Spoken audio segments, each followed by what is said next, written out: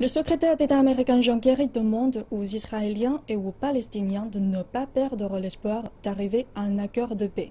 Le Premier ministre Benjamin Netanyahu a immédiatement répondu en dénonçant le discours biaisé contre l'État juif.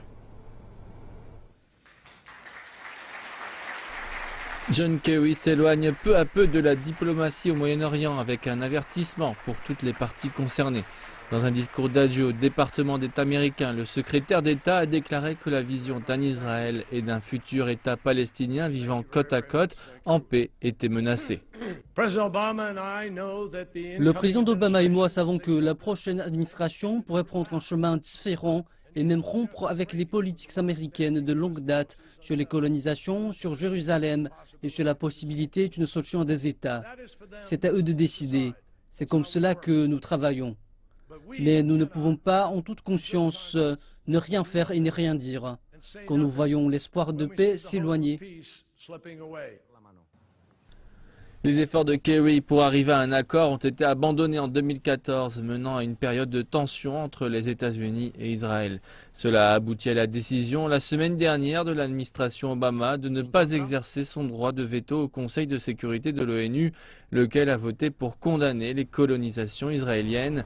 Le Premier ministre Netanyahou dit que l'administration actuelle ne veut pas admettre la réalité des menaces multiples à la sécurité d'Israël. Le secrétaire Kerry a à peine évoqué la campagne terroriste incessante menée par les Palestiniens contre l'État juif pendant près d'un siècle.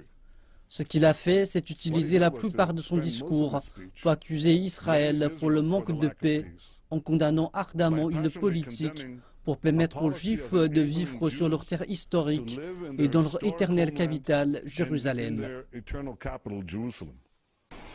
Le président élu Donald Trump exprime un fort soutien à Netanyahou, dont l'opposition mutuelle à l'accord iranien, et a tweeté « Nous ne pouvons pas continuer à laisser Israël être traité avec un total mépris et un tel manque de respect. Ils étaient habitués à avoir un grand ami aux États-Unis, mais ce n'est plus le cas. Le début de la fin a été cet horrible accord avec l'Iran et maintenant, l'ONU reste fort. Israël, le 20 janvier, est très proche. » Alors qu'il se prépare pour sa journée d'investiture, Trump a indiqué la volonté d'octroyer à son beau-fils Jared Kushner les pouvoirs pour négocier la paix au Moyen-Orient.